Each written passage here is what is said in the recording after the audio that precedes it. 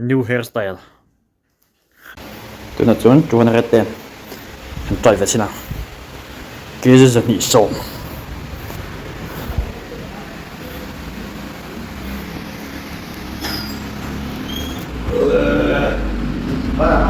Ồ.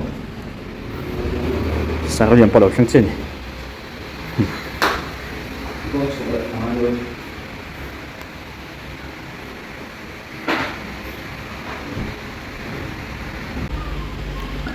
Giờ thì xong thế.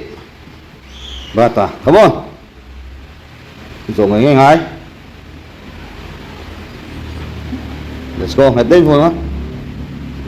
Rồi.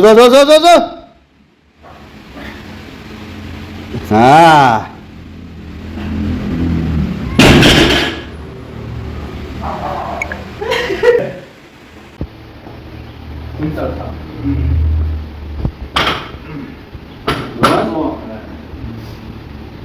One, two, oh! Yes, đầu rất tốt. Với không. Có hạt léo. Oh!